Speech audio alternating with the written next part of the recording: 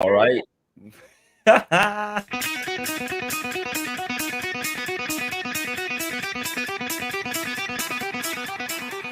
the first pick,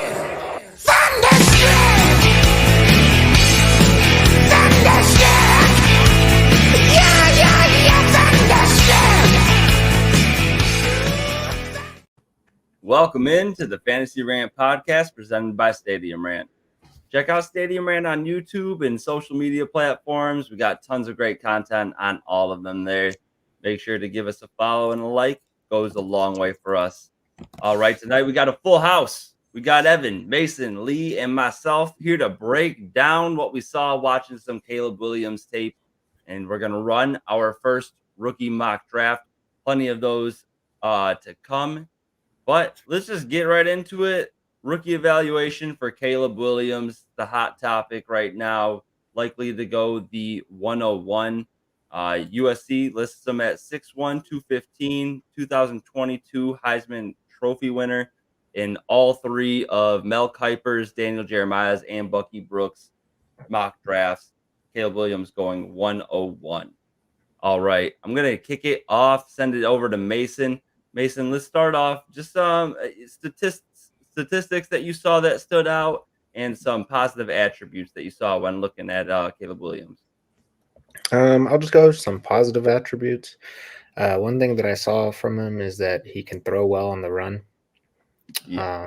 That's something that obviously if he could throw well on the run, he can run the ball too. So, rushing yards from QB is always a good thing when we're talking fantasy, even if it's only 15, 20 a game, that's way more than 15, 20 passing yards.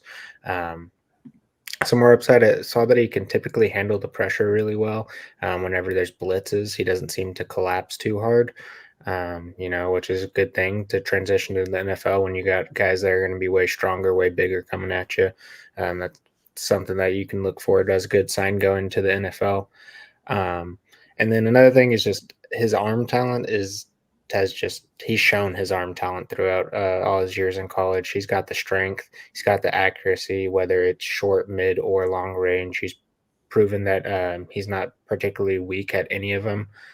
He has that big bang play that we'll be looking for in the NFL. Match him up with a speedy guy. Who knows what will happen with him in the NFL? Yeah, I like that a lot. Evan, I see you shaking your head. You got something to add here? Yeah. I mean, his deep ball accuracy is really incredible pocket presence. He reminds me of like a mix of like Lamar and Mahomes in that pocket because he's a little bit quicker, I think, than Mahomes. Mahomes, I think, it ran a 5.8. He's expected to run like a 5.9 or 4.59. I mean, 4.5. Yeah, 4.8, 4.59. Like he's slow as hell. Yeah, he did a 5.99. I'm pretty sure. Yeah, me and Lee can beat him at that point. But he makes some smart decisions with throwing the ball too. Never had more than 5 interceptions in a year, and he's always able to find like the open man. So I think one of the most important things too is like where he comes from mentally. Like his dad, Carl, really has kind of been like gardening this whole time and really fostering his professional career since 11 years old. So great upbringing. That's also important. Yeah, for sure. Lee? Yeah, I mean, just to kind of add on there, I think, as far as that deep ball accuracy, the most impressive thing to me was the ability to throw it off the back foot from unconventional angles. He's under pressure. He does not have to step into the throw and can throw at 65 yards on a dime. Super accurate. He tight window throws, like Evan was saying, tight windows that you had got to be able to make in the NFL. Outside of that Notre Dame game, you take away those picks, and I mean it's even more impressive. Had one really bad game. Did not have elite talent around him this year, and still produced pretty well. He had to shoulder a lot more of the load. He did have Jordan Addison, the previous year, but this season, no real standout NFL talent that he's throwing to, or no obvious NFL talent anyway. But yeah, I think we're going to see a bit more rushing in the NFL. I think kind of out of necessity. He's not super fast, like Evan was saying, but he's quick enough with his anticipation. I think that's something we'll see, but I think he's going to be a more capable runner in the NFL than what he's had to do in college, because in college it's just been buying time, and somebody's going to be open eventually. He can run around. A lot of those DNs were just made to look silly. Yeah, Mm-hmm. yeah. There was a couple of clips from the film where I saw him, dancing around in the backfield and then backpedaling while defensive linemen are running at him. That's some like dad playing with the kids in the backyard type of vibe. It's insane to see what he did even at the collegiate level. Because I mean, I don't know. I played collegiate baseball, and none of the guys I played against are the level of athlete that Caleb Williams is backpedaling against. And he still delivers dimes all over the field. Definitely agree with all the points that you guys made. Some of the positive attributes that I got listed for him, obviously the arm talent, strength, accuracy, multiple platforms. Excellent ball placement, no matter where it is on the field, just like Mason said. The two biggest things, in my opinion, great vision, whether that be reading routes, anticipating an opening in a wide receiver's route. And then on top of it, what I feel like enables him to make these throws, he's got quick, choppy feet. He's always chopping his feet in the pocket. He's ready to adjust to any pressure coming in or adjust his base in order to make the throw. I thought that was a huge component when I was watching his film. You see that him, like, even when he's in a clean pocket, he's chopping those feet, ready for the next thing to develop, and doesn't waste any time getting to that next move, whether it be, scrambling in the pocket, getting out of there and trying to get some yards on the ground, or just, again, resettling his base in order to make the throws that he needs to. So those were the two biggest things. On top of that, though, like Evan said, doesn't throw a lot of interceptions. That's amazing when we're looking for NFL talent. Don't want a guy that's going to make a lot of mistakes. He's really good under pressure. He faced one of the highest rates under pressure. I had this written down here. All right, so he faced the out of 122 qualifying quarterbacks, he faced the 77th most pressure. So like not where you want to be on that side of things. However, when he was under pressure, threw just 4 interceptions during that time, and he attempted the 10th most amount of the 18th most pass attempts while under pressure. That's a substantial amount in order to only throw 4 interceptions, which was the 20th least of those 122 quarterbacks. It's an impressive divide in what he's seeing in game. Lee, you also touched on this. He does not have the talent that he once had a year ago.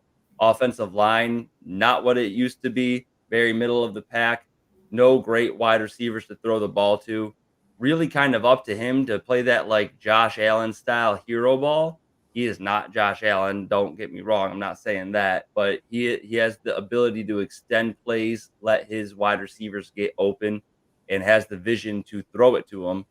Keeps his eyes downfield, which is another huge thing that I like to see out of rookie quarterbacks. So really, I mean, obviously everybody knows Caleb Williams is a great talent. We're not saying anything groundbreaking here by stating that, but hopefully we're giving you some more, detail to the ins and outs of why he's successful. I got about 3 pages of stats here. I'm going to turn it over to y'all before I keep running on. But Evan, what did you see in some of the negatives in his game? Oh, well, some of the negatives, he might be a Chicago Bear, so that's a little bit of a negative. But, in his game, it was really tough. It was really tough to find it. But the fumbles, he just needs more ball security when he's got the ball in his hand. He had the most in the FBS with 30. So that's the biggest thing. And coming into the NFL, that doesn't get any easier. So that's something to be mindful for. But other than that, I really didn't have too much going into the negatives. It looks great, and he checks a lot of boxes. So Yeah. A couple negatives I got on Caleb Williams is one thing is, he is a great playmaker, but sometimes he can be overly aggressive when it comes to playmaking. He'll hold on to the ball too much and try to make sure that he gets the big play. Sometimes that fancy stuff can work in college. Sometimes it doesn't work in the NFL.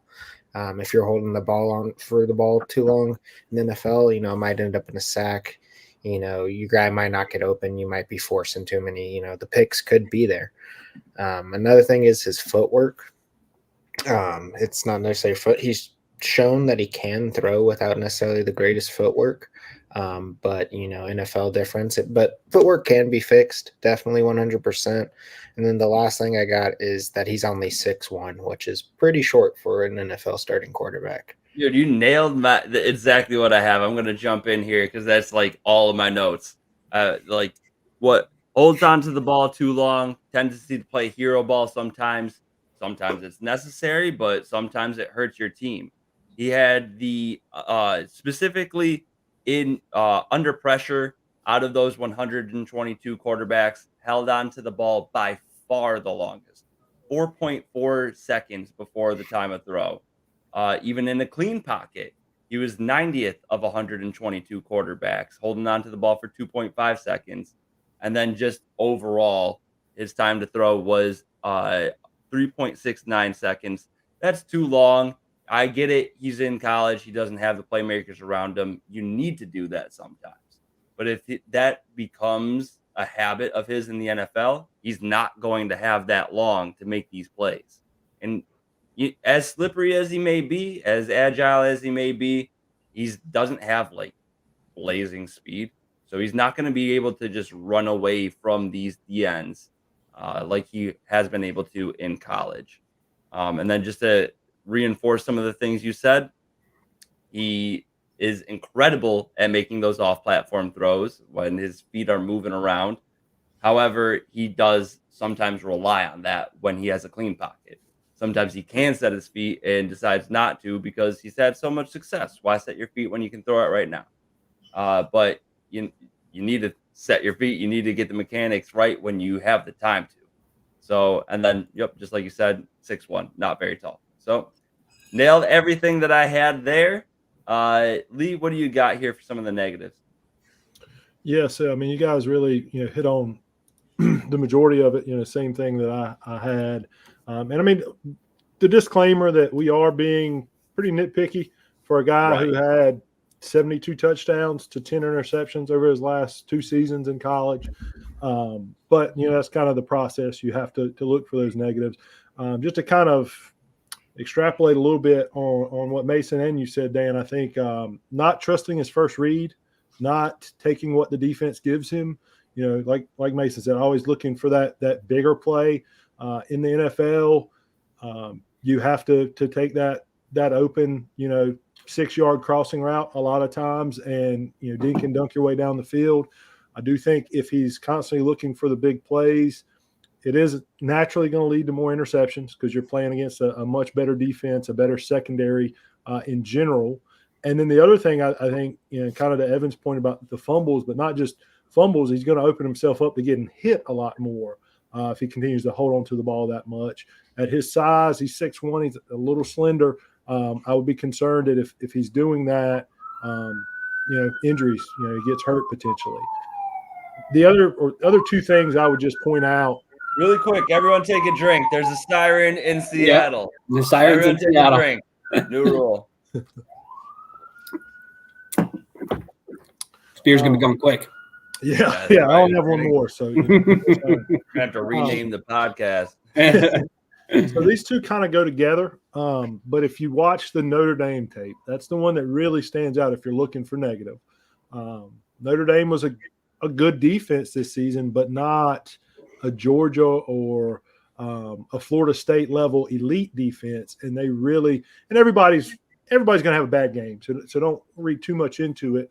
But the 3 interceptions – it just seemed like when it started to go wrong in that game, it really went wrong, and it seemed like it affected his head. He was hearing footsteps. He was throwing some bad passes. I mean, 5 interceptions on the year, and 3 of them were in that one game. So is he going to be able to handle adversity He's not had to handle a lot in his career, Oklahoma and then USC. So that is something you're going to have to be able to handle and really the short memory, forget those mistakes and move on.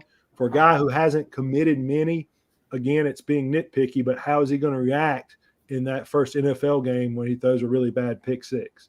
And then just kind of with that, and this is, I think, a bit of an unfair criticism from some in the media and some that's been going around because none of us know. We're not in the locker room, but is he going to be able to command an NFL locker room? Is he a leader?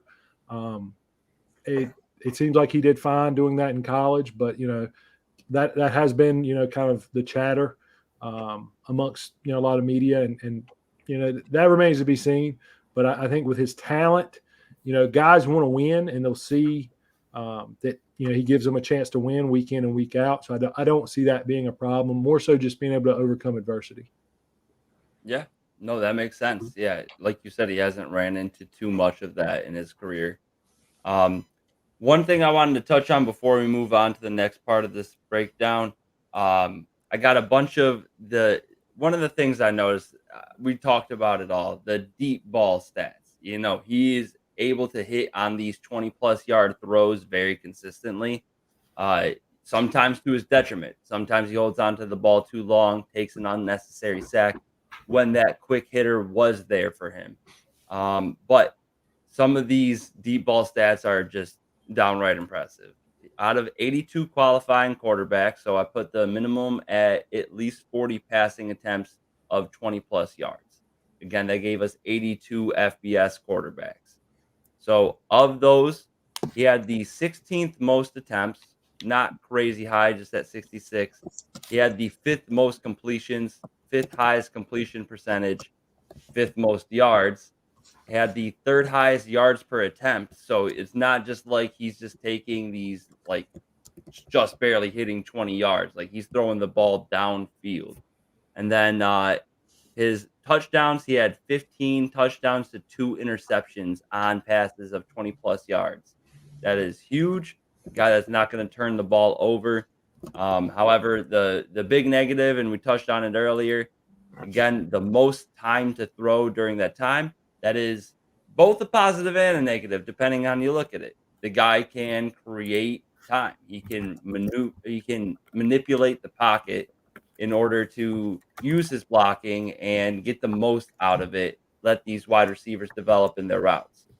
However, sometimes that is really going to hurt you in the NFL. It's not going to be the same in college. I think there is going to be a learning curve at the beginning of the season.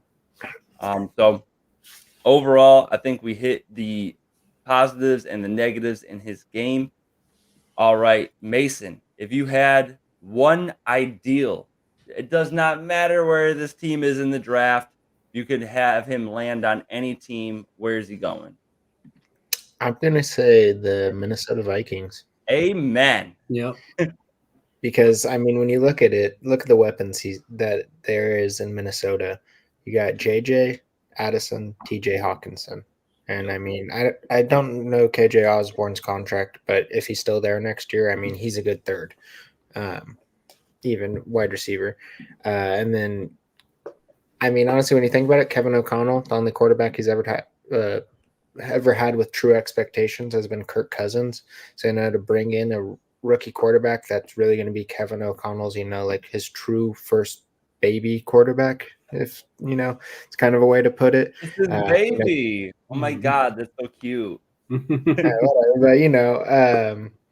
they might be able to develop into something, and we can really see how Kevin O'Connell truly is as a head coach instead of having to deal with a guy who's been in the league. See if he can really develop a guy in.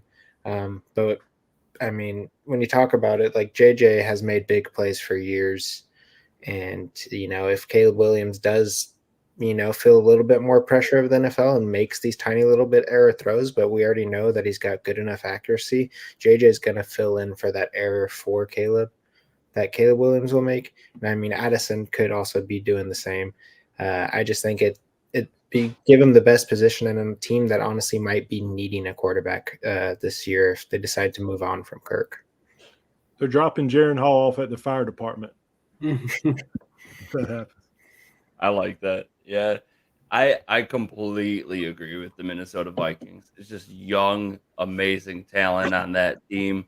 And on top of it, the Vikings, even with Kirk Cousins going down very early in the season, fifth overall in pass attempts per game, and they were 0.3 behind the leader in Dallas. So just zero point 0.3 attempts per game from being the leader in the NFL. And again, without Kirk Cousins for about a third of the season. So very much agree with that. I think they would open up the playbook for Caleb. It's not totally without with out of reach for the Vikings. They have their first overall pick. I believe they are 11th. Let me fact check that real quick. But they have their next two picks already. So, yep, they're the 11th pick right now, and they have their next two picks, next two first-round picks. Yeah, this year they have the 11th, 42nd, and then they have 7 picks between the 4th and the 7th round. Right. So maybe they get away from trading this year's 11th, the 42nd, and a first and like a late round. I feel like most likely they're going to have to trade 3 first rounds to move up to the 101. That's my opinion. You know, we've seen that happen. But I'll look it up right now as well. But Chicago, I'm pretty sure, got that year's first and another 2 in order to let Carolina take freaking Bryce Young. And I feel like Caleb Williams is a much more proven prospect. So I'd take Bryce over first in a second. Hold on. Leave with the fact checking. DJ Moore 2 firsts and a second, I believe. There might have been another. Okay, and DJ Moore arguably worth a first. So maybe it's this year's first, next year's first, and like a proven player. They could franchise tag Daniil Hunter and trade him in that. That'd be a possibility. They have some other veteran talent on that team that they could trade away.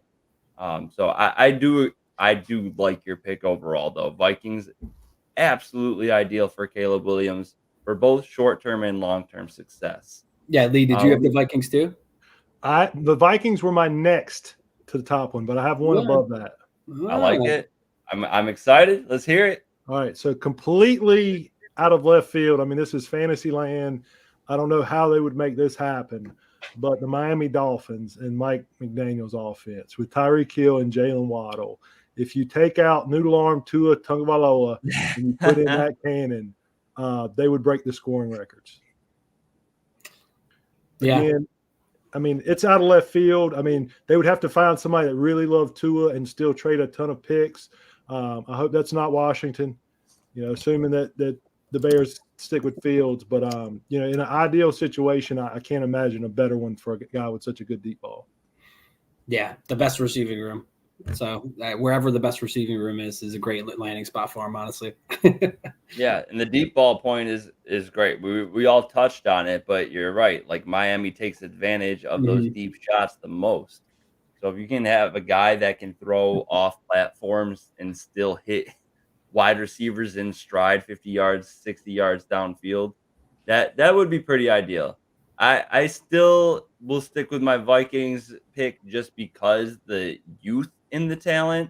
Obviously, Waddle's very young, but Tyreek said last offseason that he plans to retire in 3 seasons. So we got 1 down, 2 to go. And then after that, there's not a lot of talent in the wide receiver room. He might stick around a couple more years if he had Caleb Williams instead of Tua throwing it to him. You're probably right. Like when you run faster than anybody else on the planet, even at his age, why just dip out of the NFL? Is he gonna go stream Fortnite? Yeah, commentator. Go make some babies. Oh my God, Tyreek is a commentator. Make some babies. Make some babies in the commentator room. We'll throw it all together. Evan, what do you got here for Caleb Williams in terms of ideal landing spot? Yeah, I also had the Vikings. I mean, the connection with Addison already going into it, and then you got JJ, the best wide receiver. So, I mean, it's too easy. And, yeah, it's too easy right there. Yeah. I threw up a tweet on our Stadium Rant page make sure to go check out the Stadium Rant Twitter page. We got a bunch of different polls you can answer and a lot of different stats you can dive into. But everybody basically, I posed that question. I said, I'll start Minnesota Vikings. And it seems like the vast majority either agree with Minnesota or say Dallas, I'm seeing, and the Rams. Dallas seems a little bit outlandish. I think they bring back Dak and a sure thing there, somebody that knows the system and operates well within it. I do think the Rams is tempting. I don't think it's better than the Vikings, just again because the youth at the age. You got Puka, who's amazing, but Cooper Kupp definitely showed a little. And granted, some of it is because of injury. I'm not going to just completely knock this season from Cooper Kupp, but I do think that idealistically you could get somebody that is young in Jefferson and Addison in the duo. I got to check this still, but I think Hawkinson at least has another 2 years left in his contract with Minnesota. So I between those three, I'll still take that over the Rams. But I do think that the Rams would be a solid second or third option there. Well, to touch on contracts, I will say it is JJ's last season on his contract, but I mean he's most likely going to get extended this offseason. Yeah. So there's no way they don't take advantage of that 5th-year extension. Let's see here though. I'm looking up the TJ Hawkinson contract. In the meantime, let's move on to our next spot. It's our realistic landing spot. I think probably all of us are going to have the same one, maybe 2 teams. But Lee, I'll kick it off to you first. You got the hat on. I'm interested to hear what you got. So I'm going to go with one I don't think you guys will have, but it did come out today that they were interested, which, I mean, any team needing a quarterback would be. I think the Denver Broncos would be the best realistic situation for him to go into for a couple of reasons. The wide receiver room still needs some help. You know, Cortland stepped up. I think he would unlock Marvin Mims and his speed. Sean Payton, you know, we've seen him be, you know, a bit of a quarterback whisperer, you know, really had that connection with Drew Brees. He's looking for his quarterback. The rumor is that they are trying to trade up to the 1. You know, if the Bears are going to hold out with Fields, they do have quite a bit of capital to move up still. The other thing is in that mile-high stadium, in that thin air, he may be able to throw the ball 100 yards in the air with his arm.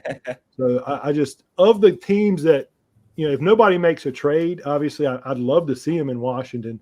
I don't think he gets past 1-1, so whoever is going to get him is going to have to move up, or it'll be the Bears.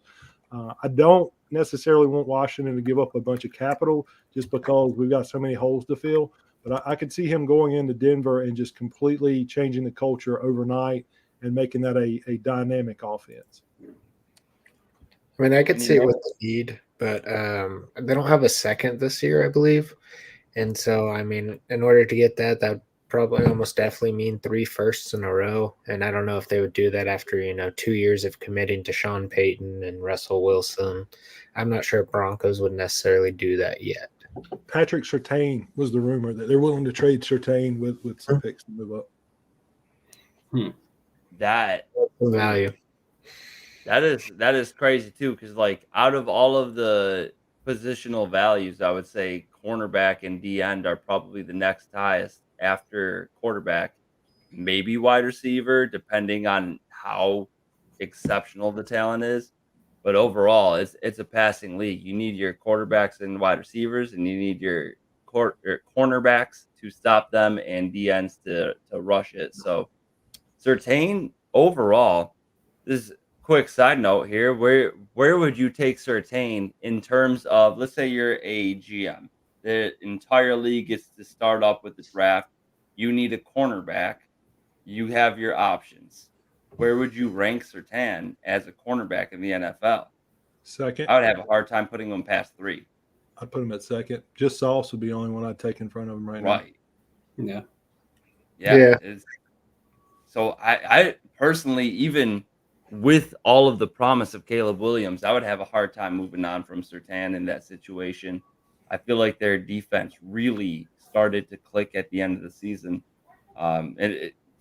click into what we all expected it to be at the beginning of the season, it was wild that they were giving up so many points over the first 6 games. But it'll be interesting to see where this team really starts to go to in Sean Payton's second season. I think, as we all do, we're a bit reactional. Sean Payton goes there. We're like, okay, let's see what Sean Payton does. How can he make it a Sean Payton team immediately? And it takes more time than that. So I think this is going to be the offseason where we start to see him make the moves to shape that team into what it may be. That being said, I was surprised to see. I was under the same impression as Mason. They don't have their second round pick. You were correct in that. But I thought that they did not have one of their next 2 first round picks, and they do. They have their next 3 years of first round picks, so they can make it happen. Just the same as Minnesota, like we were saying earlier, they're literally 1 pick behind Minnesota at 112. So, all right. So Lee, you had your pick. Evan, who do you think is the most realistic landing spot for Caleb Williams? I think the most realistic one is also the most unfortunate one, and that is the Bears just taking and moving on from Justin Fields. I mean, there's something to say, kind of like how you said, Lee. Marvin Mims getting unlocked. Tyler Scott is incredibly fast too. He would be potentially unlocked there as well. But they really don't have the wide receiver core to support what Caleb Williams can do at a ceiling. So I'd like to see Caleb Williams at a ceiling, and I just don't think that this is it. That's why I don't like it. But it's very realistic because they have the pick. Yeah, the 101 they could pass on. Mason, you looked like you had something to add there. I mean, honestly, I think the Bears are going to trade the 101. I think they should keep it and move on from Fields, but it's the Bears. They're probably going to make a bad decision. And That's so funny. I think the exact opposite. I think that Caleb Williams is a very, very, very solid prospect. However, if I was the Bears, I would keep Justin Fields. I would trade back the 101 because you can get the world for it once again, just like last year. Maybe they literally trade, like, this isn't their own pick. They did this last year after they could have gotten Bryce Young. And maybe in a year from now, we look at Caleb Williams, I don't think in the same lens as Bryce Young quite.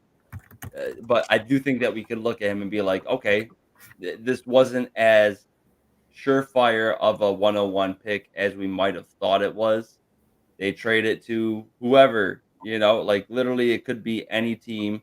But I do think that the Commanders would move up 1 spot to grab the guy that they truly believe in. I do have the Bears as the most realistic landing spot, with the Commanders being second overall.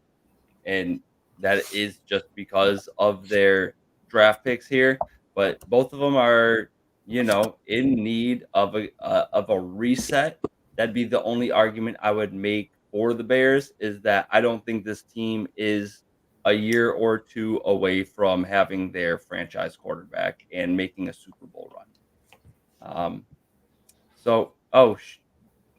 Mason, I cut you off. My bad, man. I'm on one. I'm passionate about this. Where'd you say? Who's your spot? Who you got?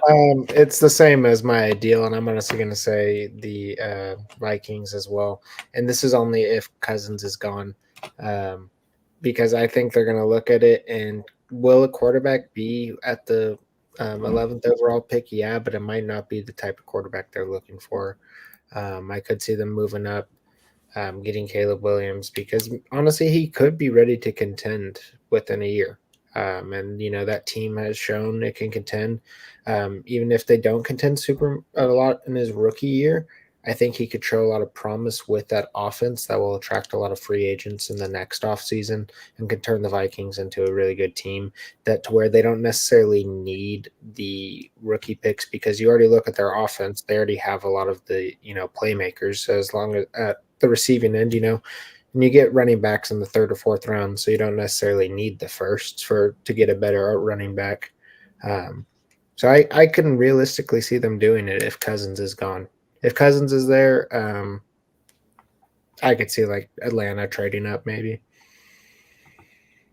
Okay, my bad for cutting you off, man. So No, you you're were good. saying that you don't think that the Bears will trade out of the 101. Yeah, Or I you- don't. I don't think the Bears will draft Caleb Williams. Okay, interesting. Okay, yeah. So I mean, I agree with that move. I think that the Bears should definitely keep Justin Fields, trade the world, and get exactly the haul that they did last season.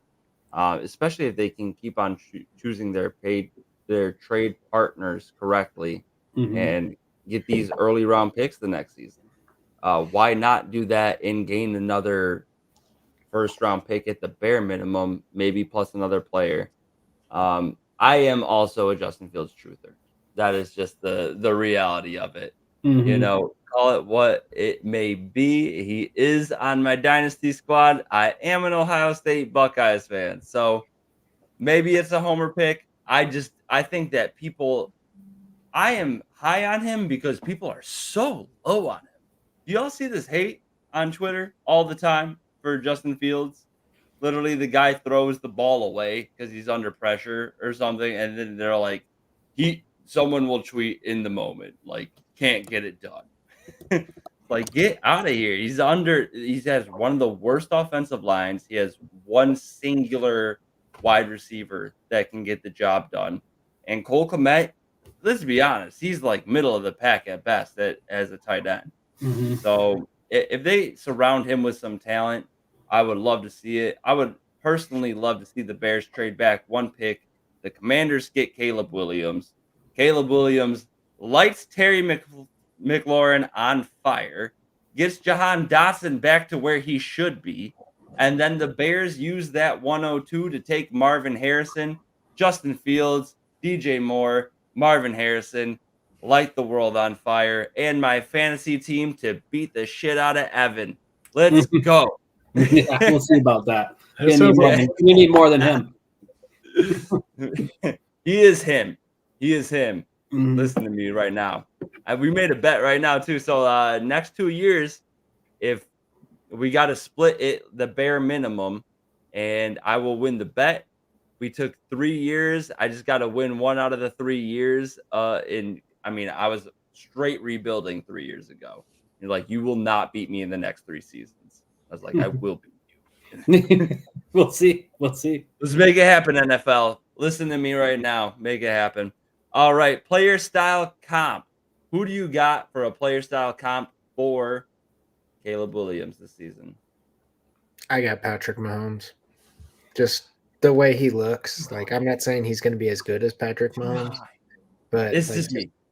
I'll kick it over though. Yeah, I mean, honestly, Mahomes the way he does, the playmaking, being able to throw without setting his feet. That's just kind of what Mahomes does. Scrambling around, making some ridiculous run, to avoid pressure. That's just kind of what I think. I mean, I don't think he's going to be as valuable as Mahomes, but he reminds me a lot. I don't know. Just when I watch him, I see Mahomes for some reason. That same exact way. Like a little bit of a cross between him and Lamar, just because he is faster than Mahomes, but he's not as fast as Lamar. He is. He's I faster will than take a bet. I will take a bet. Who thinks that he will run under a 4.5? under. I think he's Under. slightly over. I felt like Evan was going to take this under here. You said 5.5 earlier in the day. Well, yeah, no, it was no. So Mahomes ran a 4.8, so I think he's going to beat that. I think he'll beat 4.8, but I don't think that Mahomes is running 4.8 right now. You think he got faster? But when you have someone that's like, I absolutely think he got faster in training with an NFL team for 8 I mean, years. some guys are just faster on the field scrambling than what they Yeah. are in a straight line running a 40. I would also be running faster if a 300-pound lineman was chasing my ass. Yeah. So I agree He's with faster that. than Mahomes. He's faster than Mahomes. you think about He's it, faster Mahomes than isn't- Mahomes. I don't think that I don't think he gets under a 4.6. So the Mahomes comp is the one. I mean, you see it, with that similar play style, and what an albatross around your neck coming into the league and getting that comparison. So I did have a different one. To me, I see a lot of Donovan McNabb when I see him play. That's so funny, bro. I That's- almost said the same thing, but Donovan McNabb just threw too many picks. So I went away from it, but I agree with that like mobility aspect and just like cannon on this guy. A lot of improv. McNabb was really good Yeah. at finding the open guy, buying time in the pocket. I see a lot of that in him. He's not quite as big as McNabb, but I see a very similar play style. And I think that might be a better comp than, just because Mahomes is just creates so much pressure to be comp to him. Right. It's just too big of a bar for me to say Mahomes. I said a young Aaron Rodgers with more wiggle. I think that's a bit fair. Obviously, he's a little bit faster, a little bit more agile than him, but I do think that's a just comparison. The other one that I would say is also a young Deshaun Watson. I think he's not quite as athletic as Deshaun Watson.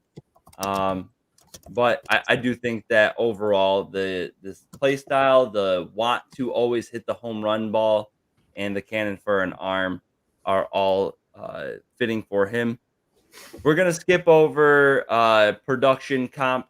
We're gonna just hit dynasty, superflex, trade value. Give me one or two players that you think he can be traded for right now before this happens. QB, if I'm like straight up trading, I'd say around Anthony Richardson value.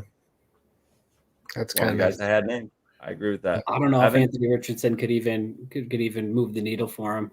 I'd Justin say it's, Herbert, at least. it's more proven. You got to get a proven guy for Caleb Williams, like a Herbert or a Hurts. But even then, it might be too much. Hurts? Yeah, it's close. Where do you got Hurts ranked at QB for Dynasty right now?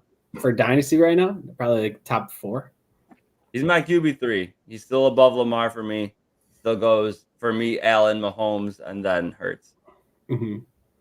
Yeah, Mahomes took a little dip. We'll wait to the rankings episode, but Mahomes took a little dip for me. Nice tease, Lee. What do you think, though?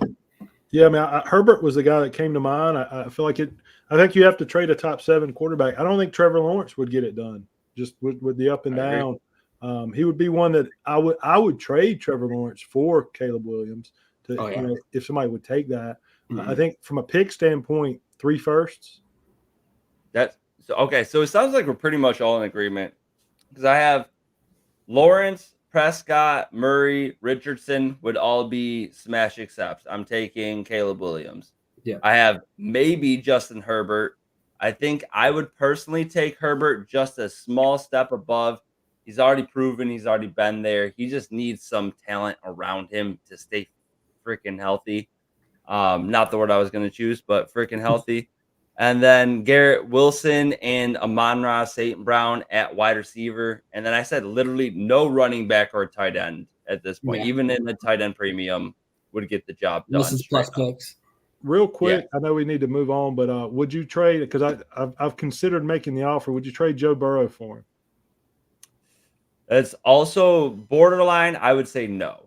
I'm taking the proven talent. I'm taking his link with Jamar Chase and the possibility of T. Higgins. Or if they don't bring back T. Higgins, they should at least have enough draft capital and cap space to bring in another talented wide receiver. I would do that if I can get like a pick and return too. Like a late. What about straight up? Straight up, no, I probably wouldn't do it. Just because you never know. The proven to unproven, Exactly. Mason? I mean, I definitely wouldn't trade him for Burrow right now.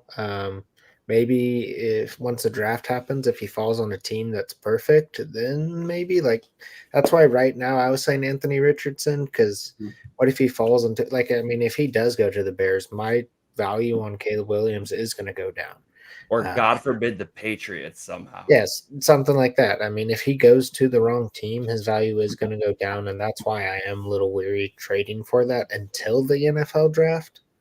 But, Lee, I think you're going to hit us with something spicy here. Would you take him for Joe Burrow? If he goes to the right team. Yeah. Lee, what do you think? Joe I'm Burrow considering- or If it's the Vikings, I will take Caleb Williams over Joe Burrow. I'm the Burrow owner, and I'm just a little bit gun shy of the injuries. I was thinking of offering it. I'm pretty sure the guy with 101 would take it.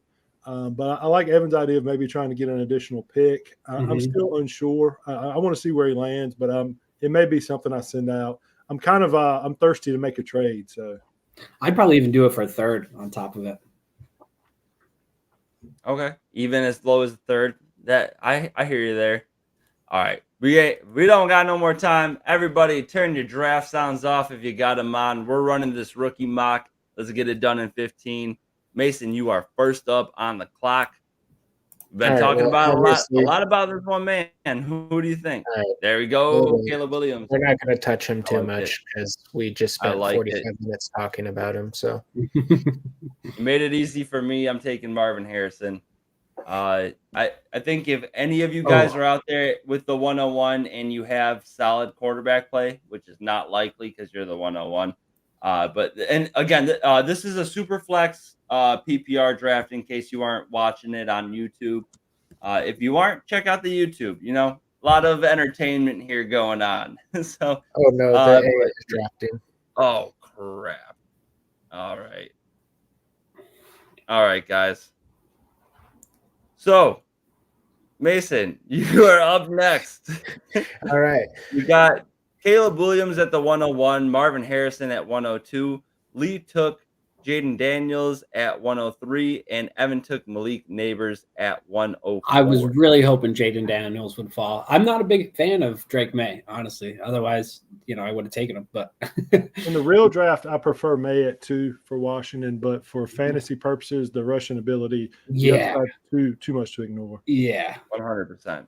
100%. Yeah, I mean, I think at the 105, if Drake May does fall to you, though, you got to take him just because. QBs are so valuable, and I do think Drake May is going to be good. And 105, when there's certain mocks I've seen where people have him going 102 even before Marvin Harrison. Like, why wouldn't you take him at the 105? If you're a team that needs quarterback and you want to shoot for upside, Jaden Daniels is the Anthony Richardson of this class. You could take a guy that's a proven passer. But why would you when you got a guy that can get it done on the ground and also is really successful in the deep ball? He had the second highest completion percentage of any quarterback of 20-plus passing yards. So, big time there. You got to put 105. I'm going Drake May. You going who? Drake May. Drake May. All right. We got Drake May off the board. I'm going to be taking we were talking about this earlier. Earlier before the podcast started, just us boys here. I am not as big of a believer in Odunze as others are. I am taking Brock Bowers here. I don't know. I don't see what everyone else is seeing. I like that he is technically sound. Odunze. I like that he's technically sound. He's got a bigger frame. However, I don't see the athleticism to get it done long term in the NFL. I smash Rome at 7. I think everybody else does, and that's fine. I'm taking Bowers. I think he makes incredible plays. I think that Bowers will rival guys like Laporta and McBride in bare minimum 2 years, if not after his rookie season. And there's a clear teardrop after these 7. You got a lot less sure thing, and this is where really situation and where these next guys get drafted is going to be so huge. Honestly, if I'm at the position where I'm drafting Bowers, though, I'm thinking of trading him, maybe trading back for a later first rounder and Kincaid. Like, that's honestly something I'm looking into if Bowers falls to me in the draft, is trying to get Kincaid and something else. That's a sneaky move right there. That's a sneaky move. But I love Bowers. Bowers is like if he was in Kincaid's draft class, he would have been traded. He would have been drafted way before him. So I don't know. That's a tough one. Yeah, but tight end just a shaky. You would still take Rome over him, though? What was that? You'd still take Rome over him, though? Over Bowers? Yeah, I would. Yeah. And Evan, you would take Rome over him as well? Without a doubt. I'm a UW fan too, so. I'm I just guess I'm scared a of those hater. early first-round tight ends. I get that, and maybe it won't pay off this year. I mean, we did see some players have some success as rookies as a tight end. Uh, Obviously, with all of these players, landing spot will make a huge difference. Yeah, Dan's just not But high on guys who would lead the league in receiving yards, I do think that Bowers would lead tight ends in receiving yards. Give him 2 years. I think that this will be. We'll look back and be like, why were we taking Rome Odunze in the top 6 picks?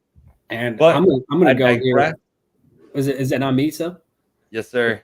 Yeah, I I'm already gonna got it just highlighted. snag up these LSU receivers and go Brian Thomas Let's here. go, baby. I'm right Yeah. there with you, man. I am big on Brian Thomas. I personally would take him over Odunze. That's just me, though. That's too much. I know. You've I gone know too a lot far. of people are not going to be on this train, but this is what I'm seeing. All right. So, Mason, you are up next. I mean, at this point, maybe you could be thinking Bo Nix or McCarthy if they fall to the right place, but I don't necessarily see them being drafted in, high value places. So I'm going to go Troy Franklin. I'm not the highest on him. I just think really at like this around area, he's the only one really left that's worth that kind of draft capital. Yeah. Okay. I'm not going to make big disputes at this point. We got to get through this draft. So, personally, I'm going to take my top running back in this draft class. I love Trey Benson. I think that he has both the size and the speed to get it done in the NFL. I really like him. I do think that Jonathan Brooks is a very solid talent, but just lacks the top end speed that Trey Benson has. So that's my pick here at 110. I do think he'll probably go a little bit later in most drafts. There's some separation issues here, but with the size, the playmaking ability, give me Keon Coleman at 11. I like it. Ooh, guys leaving these quarterbacks for me. I'll take Bo Nix. All right. I mean, he's got Bo 8 Nix years of with college the experience. 112. Yeah, the only thing on Bo Nix, he's older. I don't love his age, so I probably wouldn't ever pick him because I love youthful rosters. But I don't know. He's really good too. He looks very close to Herbert, but. All right. Looking at this, being the 1-1, just drafted Caleb Williams. Getting the first pick probably means I'm not that good of a team. So thinking Quorum, but since his age is kind of a worry, not drafting him since my team's not that good. So might as well just go with Worthy. All right. So you would take Corum over Jonathan Brooks? I would say so. I mean, that can entirely depend on landing spot, but okay. I honestly, I didn't really expect Jonathan Brooks to make it to the 202. I'm gonna lock him up here. He is my RB2 in this draft class.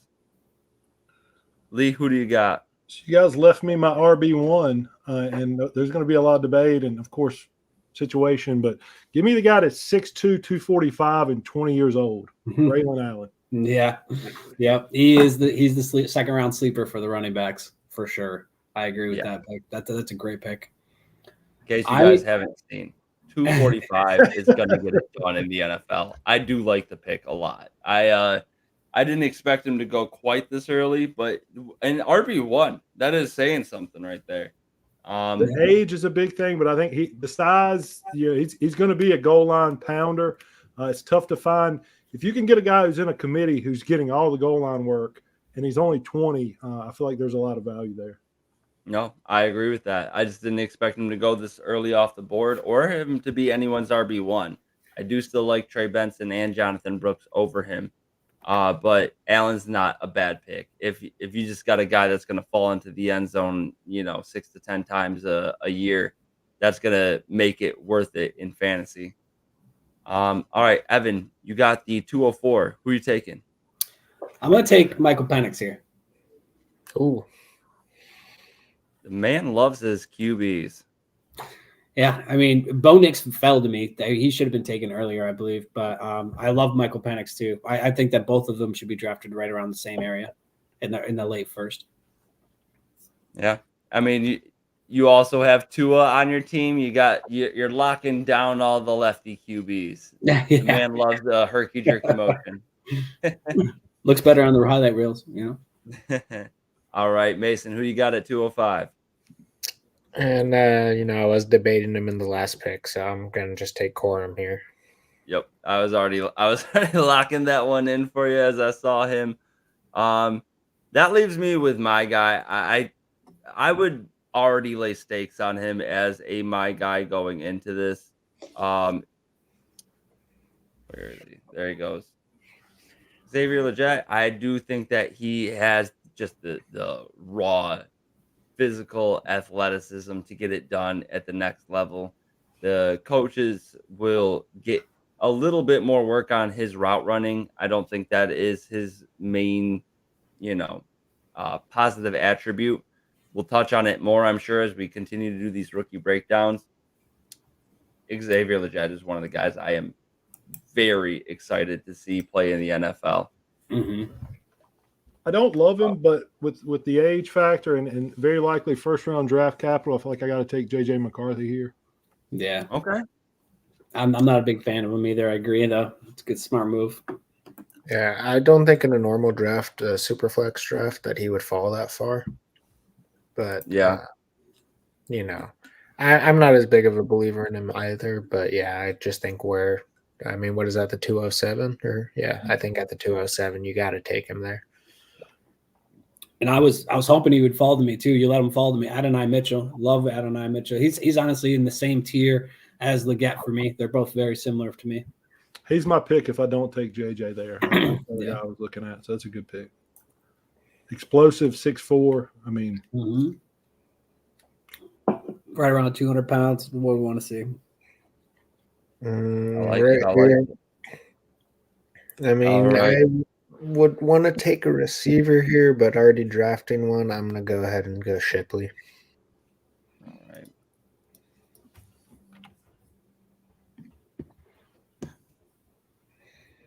All right. So this guy's been tearing it up in like, don't put too much effect into the Senior Bowl. But I do think that Ladd McConkey has both the size and the quick feet to get it done in the NFL. I don't think that he's a guy that's going to be, just busting out big plays time after time. But I do like him as like basically a larger, and again, not a production comp, but a larger Cooper Kupp type style player. I think you can throw him into the slot when you want to as an NFL OC. And if you need to throw him on the outside, he can still get it done. So I like McConkey here. Yeah, I like that too. oh, it's kind of a tough spot. I think Jalen Polk would be my pick here. All right. And Evan, who do you got? The last one here, this is a sleeper guy I'm revealing over here. One of my favorites in the third here, Roman Wilson. Okay. Oh, by the way, I didn't take Irving. I didn't take Bucky Irving. I took Shipley. Yeah, that's true. Hopefully my team does not need running back because I drafted only wide receivers and quarterbacks, as it should be. But it was who I was wanting to take with the last pick. I'm going to take Corley. I think he's a second round value pick, to be honest. Middle to late second round. So early third, I'll take that. All right. We'll get deeper into our next rookie mock next time around here. Caleb Williams took up the majority of the talk, a little bit of debate here and there. It's going to be interesting to see where we see these rookies, move up and down. Obviously, the draft will have a big, impact on where we see these guys go. However, right now, if you were to name one player that you think will move considerably up or down without the NFL draft taking place? Lee, who do you think is going to see their draft capital move the most in these rookie drafts? Move the most. I'm going to go with a guy who we did not draft in the first couple of rounds, but he's at the top of the board. Tez Walker.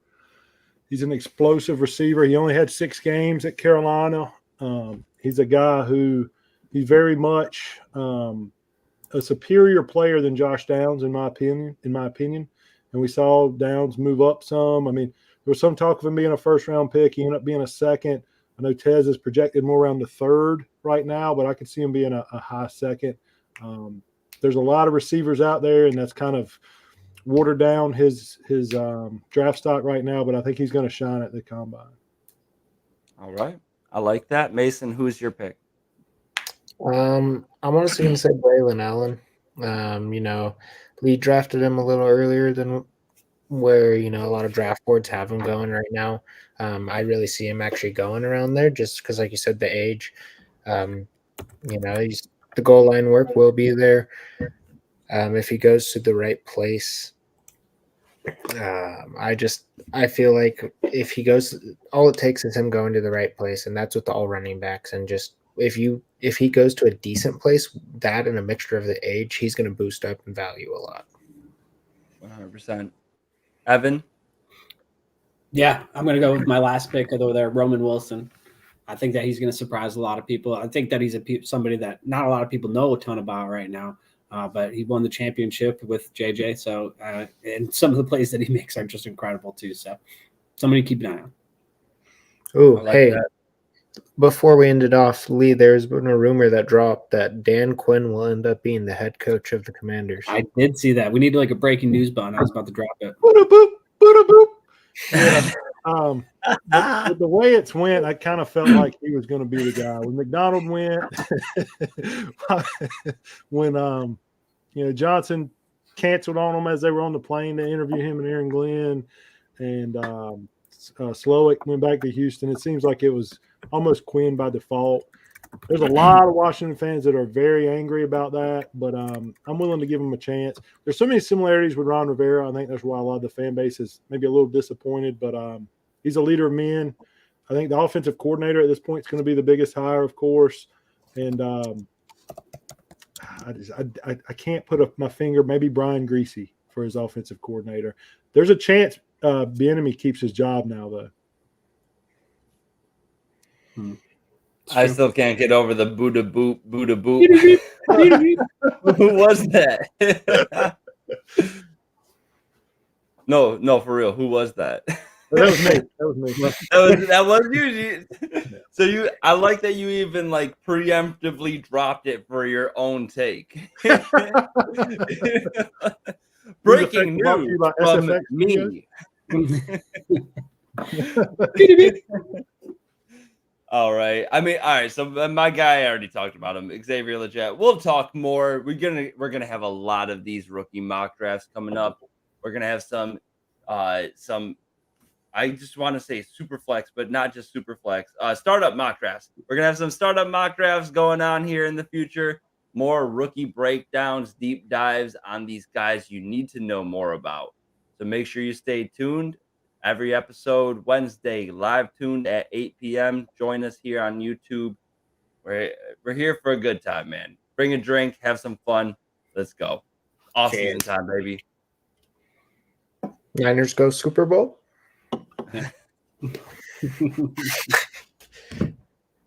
Oh, that's Dan.